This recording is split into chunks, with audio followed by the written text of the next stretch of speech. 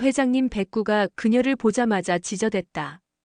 그 한 번의 짖음으로 모든 진실이 드러나기 시작했다. 커피 심부름을 하던 그녀가 회장의 손녀였다는 사실을 누구도 단 한 명만 빼고는 몰랐다.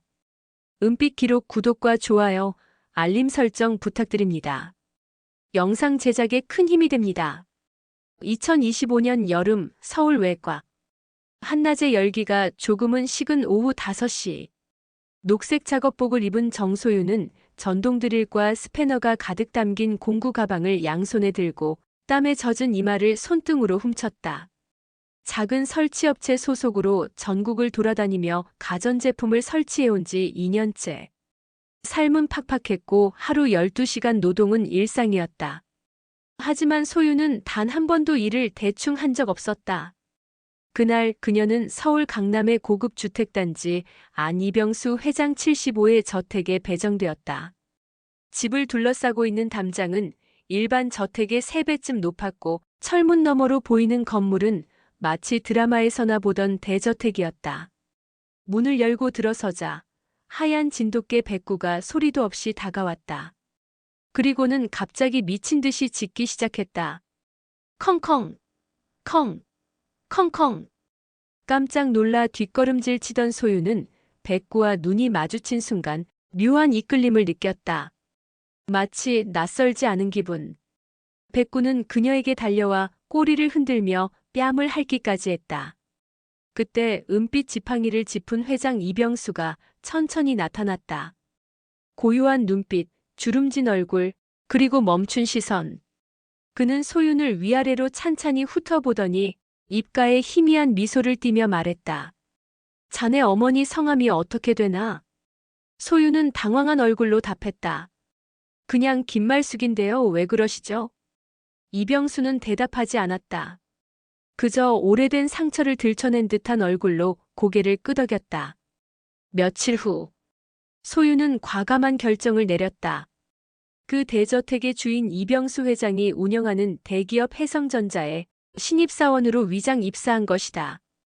면접관은 그녀의 현장 경험을 공장 알바 수준이라 깎아내렸고 정직원 채용은 당연히 떨어졌지만 외주 협력사 형태로 채용되었다.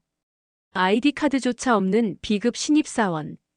부서도 남들이 꺼리는 기획지원팀이었다. 대부분의 직원은 소윤을 설치기사 출신이라며 무시했고 너 같은 애가 왜 본사에 왔냐는 말은 하루에도 수십 번 들려왔다. 하지만 그 수많은 사람 중 오직 단 한 사람만이 그녀에게 묻지 않았다. 오늘은 아이스 아메리카노 괜찮겠지요? 라고 말하며 조용히 커피를 건네는 만년부장 강동철 55. 지나치게 말이 없고 존재감 없는 그 부장은 매일같이 그녀의 책상 위에 조용히 커피 한 잔을 올려놓고 사라졌다. 소유는 속으로 중얼거렸다. 이상한 사람이네. 따뜻하긴 하다. 그날 밤 소유는 숙소방 안에서 휴대폰에 저장된 하나의 오래된 사진을 꺼냈다. 기억은 없지만 어릴 적 자신을 안고 웃고 있는 젊은 여성. 어머니일까? 그 옆에 백구와 똑 닮은 개가 찍혀 있었다. 그녀는 속삭이듯 말했다. 혹시 진짜 가족이 있는 걸까? 회장실 안엔 조용한 클래식 음악이 흐르고 있었다. 짙은 월런 나무 책상 위엔 고풍스런 액자 하나가 놓여 있었다. 사진 속 젊은 여성은 해맑게 웃고 있었고 그 옆엔 꼬마 여자아이가 백구를 끌어안고 있었다. 이병수 회장은 루페를 벗고 사진 속 아이의 눈동자를 바라보았다. 그 눈빛, 그 웃음, 정확히 말숙이 그 애였어. 그날 이후로 그는 조용히 그녀를 조사하기 시작했다. 출생기록, 병원 진료기록, 보호자 이력. 어디에도 정소윤이라는 이름으로 등록된 가족은 없었다. 이비서. 그가 부른다. 네, 회장님. 그애 지금 해성전자에 다닌다지. 예. 협력사 계약직으로 입사한 걸로 확인됐습니다. 그럼 아무도 아직 모르겠군. 예, 회장님. 이병수의 입꼬리가 아주 미세하게 떨렸다. 마치 오래전 지워진 기억이 다시 떠오르듯이. 그 시각 해성전자 본사 기획지원팀. 소유는 복도 끝 커피 머신 앞에서 한 손으로 종이컵을 받고 다른 손으론 슬며시 다리에 깁스를 감싼 중년 남성을 돕고 있었다. 부장님, 이건 제가 할게요. 강동철 부장은 조용히 고개를 끄덕였다. 그는 어깨 너머로 보며 물었다. 요즘 일할 만하신가요? 아직은 조심스럽고 무섭긴 해요. 다들 눈치를 너무 줘서요. 그 말에 강동철은 한참을 망설이다가 말했다. 사람이 많은 곳일수록 진심은 더 늦게 보입니다. 그런데 말이죠. 진심을 알아보는 건 언제나 조용한 존재들이에요. 소유는 그 말을 곱씹듯 되뇌었다. 하지만 그 순간 팀장 윤미정의 고함 소리가 들려왔다. 정소윤 씨, 지금 뭐 하는 거예요? 신입 주제에 부장님 모시는 척 쇼하세요? 사무실 전체가 싸늘해졌다. 소유는 순간 고개를 푹 숙였다. 죄송합니다. 커피 좀 도와드리려던. 우리 회사는 커피 타는 곳이 아니에요. 기획안을 빨리 가져오시죠. 이것도 못하면 본사 들어온 거 후회하게 될 거예요. 소유는 입술을 깨물며 서류를 들고 자리를 떴다. 뒤에서 들리는 웅성거림. 설치기사 출신이라며. 도대체 누구 빼기래? 내가 보기엔 조만간 잘릴 듯. 점심시간 강동철은 조용히 말없이 소윤에게 작은 수첩 하나를 건넨다. 그 안엔 기획지원팀의 이전 실패 프로젝트들이 적혀 있었다. 이건 그동안 아무도 읽지 않던 파일들입니다. 지우기 전에 한 번쯤 보세요. 소윤은 고개를 끄덕이며 그 수첩을 받았다. 그 순간 누군가 자신을 정말 동료로 대한다는 걸 느꼈다. 그날 밤 이병수 회장은 몰래 CCTV 영상을 하나 열어본다. 사무실 안에서 커피를 조심스럽게 들고 다니는 소윤. 그리고 그 옆에 묵묵히 그녀의 빈자리를 정리해주는 강동철. 이병수는 혼잣말을 내뱉는다. 정소윤. 말숙이 딸이 맞다면 그 아이 곁에 강동철이 있다는 게 참 고맙군. 해성전자 본사. 여름이 깊어질수록 에어컨이 켜진 사무실 안의 공기는 더욱 차가웠다. 그러나 가장 차가운 것은 온도가 아니라 사람들의 눈빛이었다.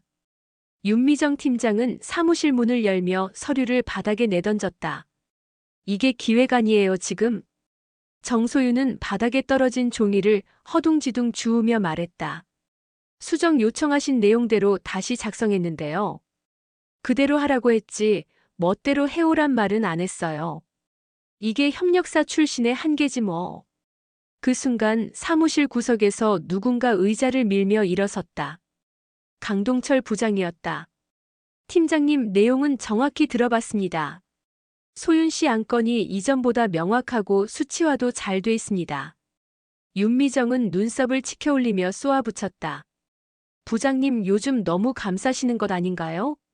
하긴 비슷한 처지니까 정나겠죠. 사무실 안 공기가 뚝 떨어졌다. 동철의 눈빛이 잠시 흔들렸지만 그는 차분히 고개를 숙였다. 그럼에도 불구하고 옳은 건 옳다고 말씀드려야겠지요. 그날 오후 회사 로비에는 낯선 공기가 맴돌았다. 정장 차림의 중년 남성들이 여럿 들어왔고 그 중심엔 이병수 회장이 있었다. 갑자기 회장님이 왜 여기까지? 직원들 사이 수군거림이 번졌다. 그는 아무 말 없이 복도 끝 소윤이 있는 기획지원팀으로 향했다. 그리고 조용히 문을 열었다. 소윤은 서류 정리에 몰두하느라 그가 들어오는 것도 몰랐다. 그러나 백구는 달랐다. 컹컹. 그가 들어서자마자 백구가 사무실에 뛰어들며 소윤 쪽으로 달려갔다. 아, 안 돼. 백구야. 비서가 소리쳤지만 백구는 멈추지 않았다. 소윤은 깜짝 놀라 뒤돌아보았고 백구는 그녀 앞에 멈춰 서더니 꼬리를 흔들며 그 앞에 엎드렸다. 순간 사무실 전체가 얼어붙었다. 걔가 저 신입한테? 윤미정은 멍하니 입을 다물지 못했고 강동철 부장은 천천히 일어났다. 이병수 회장은 아무 말 없이 소윤을 바라보다가 입을 열었다. 정소윤 씨. 그녀는 당황한 눈빛으로 회장을 바라보았다. 네. 점심 식사 저와 함께 하시겠습니까? 저요? 왜 저를 지켜보시죠? 그 말에 이병수는 조용히 미소 지었다. 당신을 본 순간부터 오래된 기억이 떠올라서요. 그날 점심 식당 안, 소윤과 회장, 그리고 백구. 세 사람만이 앉은 테이블에서 묘한 공기가 흘렀다. 혹시 어릴 적 잃어버린 기억 있으십니까? 정확하진 않지만 엄마랑 강가에서 놀던 기억이 어렴풋이 있어요. 그리고 백구 같은 개가 저를 지켜줬던 것도요. 이병수의 손이 떨렸다. 이 아이가 당신을 기억했군요. 같은 시각 회장실 CCTV를 몰래 열람한 윤미정은 화면 속 백구와 소윤, 그리고 이병수의 모습을 보며 속삭였다. 뭔가 이상해. 저 신입 회장이랑 무슨 관계지? 그리고 그녀는 비서실 인맥을 동원해 정소윤의 뒷조사를 시작한다. 강남의 한 병원, 조용한 VIP 검사실, 흰 가운을 입은 의사가 긴 봉투 하나를 조심스럽게 내밀었다. 이병수 회장은 눈을 감았다가 서서히 봉투를 열었다. 정소윤 친손녀. 일치율 99.99%. 손이 떨렸다.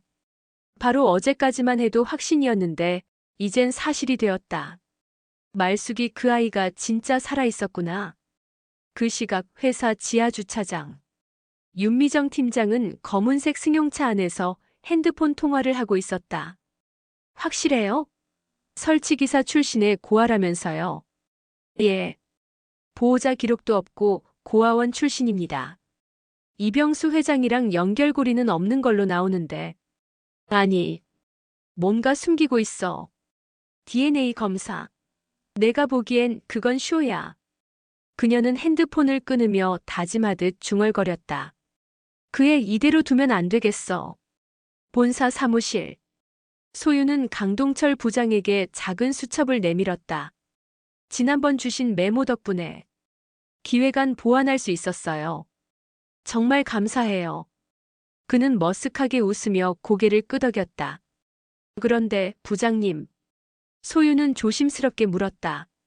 혹시 예전에 공장 쪽에 계셨던 적 있으세요?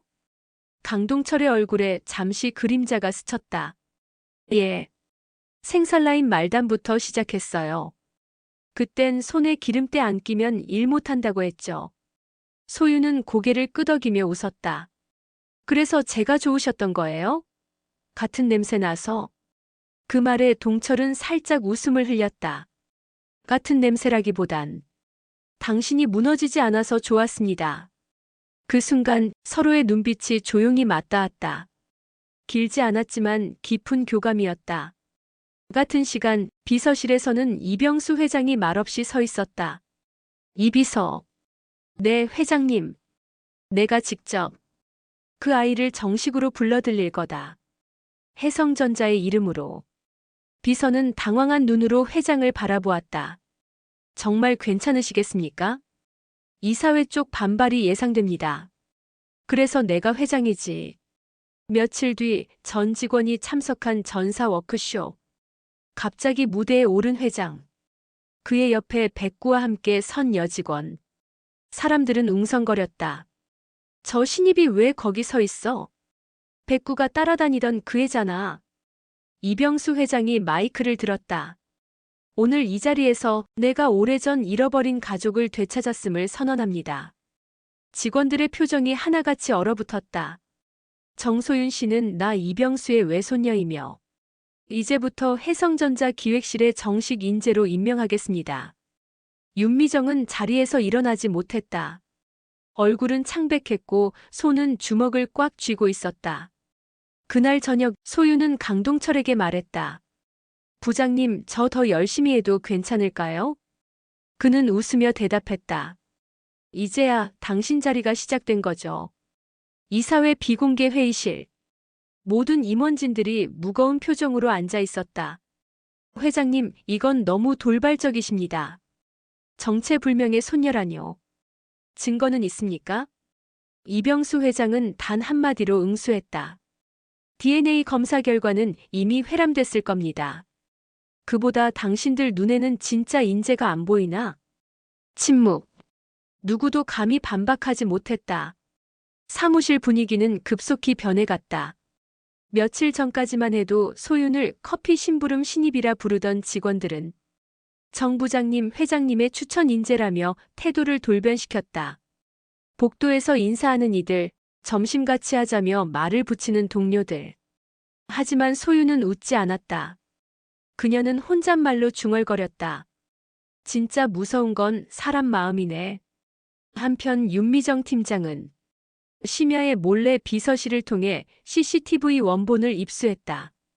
영상 속에서 회장이 소윤의 책상에 다가와 조용히 말을 거는 장면.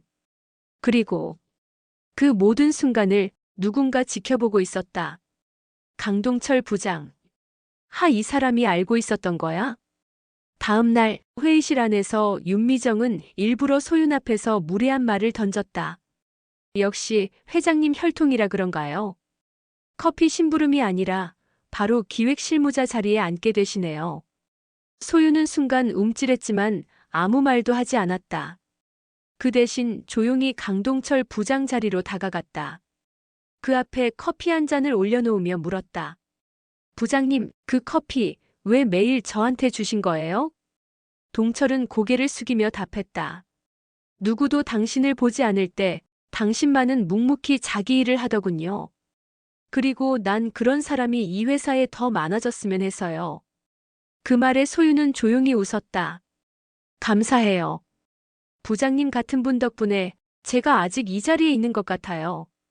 그날 밤, 소윤은 회장실로 불려갔다. 이병수는 책상 위에 놓인 액자 하나를 건네주었다. 사진 속에는 어린 시절의 말쑥과 아장아장 걷는 아이. 자신의 모습이 담겨 있었다. 그 아이가 자네다. 그리고 내가 이제서야 찾아서 정말 미안하다.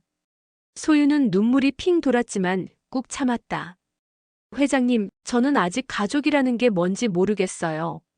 하지만 누군가를 지켜주는 건 가족이든 아니든 중요한 것 같아요. 이병수는 잠시 말을 잇지 못하다가 말했다. 내 말이 맞다. 강동철이 그걸 나보다 먼저 실천했구나. 다음 날, 윤미정은 몰래 접촉한 모 인사팀장을 통해 소윤을 입사 자격 논란으로 몰아가기 위한 서류 조작을 시도한다. 하지만 그 사실이 발각되며 윤미정 본인의 음모 문건이 유출된다. 해성전자 본사 오전 9시. 윤미정 팀장은 오늘도 의기양양하게 사무실에 들어왔다. 입가엔 이상한 여유가 묻어 있었다. 다들 들으셨죠? 정소윤 씨 입사 과정에 불법이 있었다네요. 진짜요?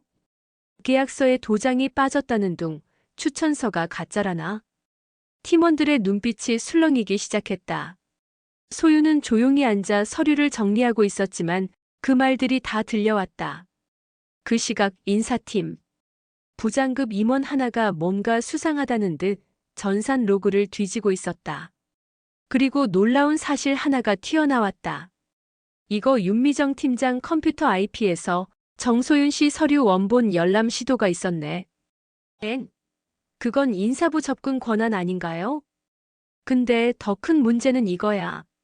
화면엔 한 폴더가 떴다. 정소윤 계약서 위조본 최종윤 팀장. 오후 2시. 사내 내부 감사팀이 출동했다. 그리고 곧바로 전 직원 메일에 긴급 공지가 배포되었다. 윤미정 팀장, 인사정보 무단 열람 및 내부 문건 조작 정황 확인. 조사 결과에 따라 징계 절차 착수 예정. 사무실 안은 그야말로 발칵 뒤집혔다. 헐, 윤 팀장이 조작했다고. 그럼 정소윤 씨 거는 다 누명? 회장 손녀를 해고시키려던 거잖아. 완전 자폭이네. 윤미정은 자리에서 일어나지도 못했다. 입술은 파르르 떨렸고 어디선가 이병수 회장의 이름이 들리자 고개를 바닥으로 떨궜다. 잠시 후 이병수 회장이 직접 사무실로 들어왔다. 백구는 또다시 소윤의 옆으로 다가가 자리를 잡았다. 그는 전 직원 앞에서 단호하게 말했다. 우리는 누구에게나 기회를 줘야 합니다. 하지만 그것을 시기와 질투로 망가뜨린다면 더 이상 이 회사에 설 자리는 없습니다. 그리고 소윤을 돌아보며 말했다. 정소윤 씨, 앞으로 기획실 실무총괄 업무를 맡아주시겠습니까? 소윤은 순간 눈물이 찔끔 날 뻔했지만 고개를 숙였다. 부족하지만 최선을 다하겠습니다. 그날 퇴근 후 소윤은 강동철과 커피 한 잔을 나누었다. 이젠 진짜로 인정받는 기분이에요. 당신은 원래 자격 있는 사람이었어요. 단지 아직 세상이 그걸 못 알아본 것뿐이죠. 소윤은 그에게 진지하게 물었다. 부장님, 혹시 옛날에 이런 상황을 겪은 적 있으세요? 강동철은 조용히 웃으며 말했다. 아니요. 하지만 그때 나도 나 같은 누군가 있었으면 했거든요. 그래서 내가 당신의 누군가가 되어주고 싶었죠. 그리고 다음 날 아침, 회장 이병수는 백구의 머리를 쓰다듬으며 중얼거렸다. 녀석 내가 먼저 알아봤지. 내가 사랑하는 그 피를. 여름도 막바지에 접어든 8월 초. 햇살은 여전히 뜨겁지만 저녁 바람엔 가을 내음이 섞여 있었다. 해성전자 사내 강당. 전 임직원이 모인 자리에서 혁신 비전 발표회가 열렸다. 하지만 이번 행사는 누구보다 정소윤에게 중요한 무대였다. 그녀는 연단 앞에 서서 조용히 말을 꺼냈다. 저는 많은 걸 숨기고 입사했습니다. 설치기사 출신이고 서류가 번듯하지 않았고 겉으로 보기엔 부족한 사람처럼 보였겠지만 순간 강당이 숨죽였다. 하지만 저에게도 일을 대하는 태도와 사람을 대하는 마음만은 누구보다 진심이었습니다. 뒤에서 지켜보던 강동철의 눈이 촉촉히 젖었다. 소윤은 마지막으로 말했다. 누군가 나를 끝까지 지켜봐준 사람이 있었기에 오늘 이 자리에 설 수 있었습니다. 발표가 끝난 후 강동철 부장이 조용히 무대로 다가왔다. 그녀는 그에게 살짝 웃으며 말했다. 사실은 기억났어요. 어릴 때 저랑 엄마가 잠시 기숙사에서 살았던 시절이요. 그때 저한테 매일 우유를 나눠주던 삼촌이 있었거든요. 강동철은 조용히 눈을 떨구었다. 혹시 그게 부장님 아니셨어요? 그는 고개를 끄덕였다. 그래요. 말숙 씨가 사정이 어려워서 며칠 기숙사 신세졌을 때였죠. 그때 꼬마가 매일 제 바지가랑이를 잡고 졸라댔죠. 소유는 눈시울이 붉어졌다. 그럼 처음부터 기억하고 계셨던 거예요? 기억이란 게요, 가끔은 냄새로 돌아오기도 합니다. 당신이 공구 가방 들고 사무실 처음 들어왔을 때 그 꼬마 냄새가 났어요. 그 시각 이병수 회장은 자택 서재에서 변호사와 마주 앉아 있었다. 유 원장 초안은 이대로 정리하겠습니다. 소윤 양에게 30%의 지분을 증여하는 걸로. 네, 회장님. 그리고 강동철 부장을 내 후계 교육 파트너로 임명한다는 내용도 추가해 주십시오. 그 사람은 누구보다 진심으로 회사를 지켰습니다. 며칠 뒤 윤미정 팀장은 정직 6개월 처분 후 퇴직을 결정했다. 그녀는 떠나기 전 소윤에게 말을 걸었다. 이길 수 없을 줄 알았으면 질투하지 말았어야 했는데. 소윤은 고개를 숙였다. 사람이 사람에게 내미는 손은 항상 한 번 더 생각해야 하는 것 같아요.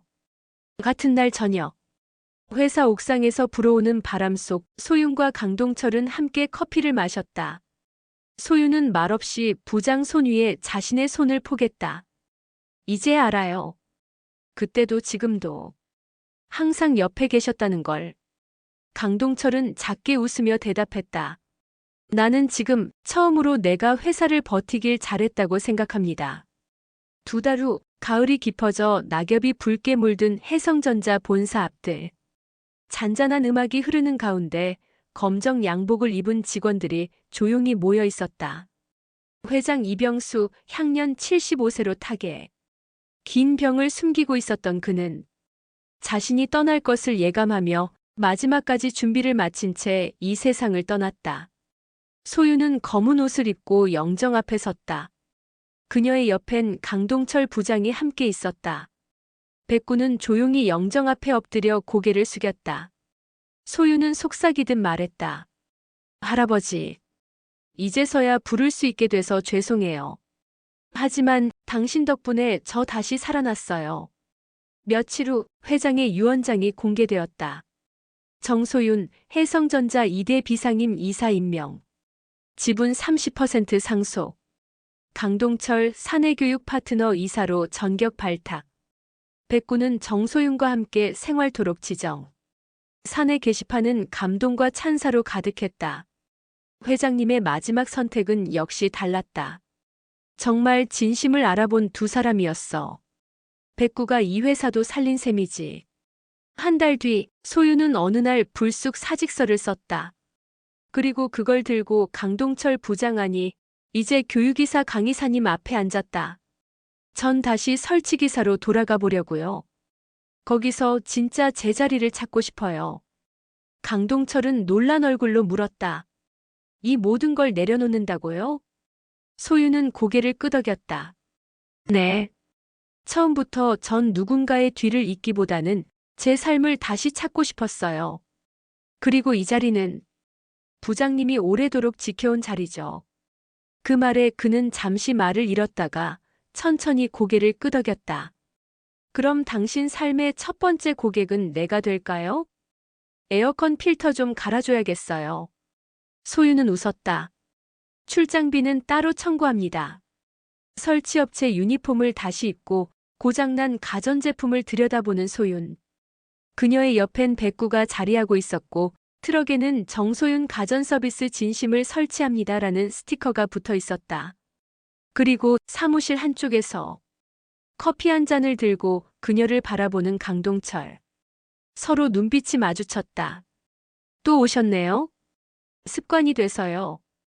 그 커피 지금도 따뜻해요.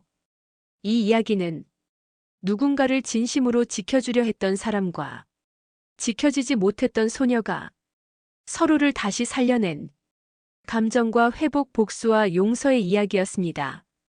오늘의 사연 재밌게 들으셨나요? 그 상황이 본인이었다면 어떤 선택을 하셨을까요? 진심을 알아봐주는 단 한 사람이 있다면 당신은 누구를 기억하시겠습니까? 다음엔 더 흥미롭고 감동적인 은빛 기록으로 찾아뵙겠습니다. 잊지 말고 구독과 좋아요, 알림 설정 부탁드립니다. 영상 제작에 큰 힘이 됩니다.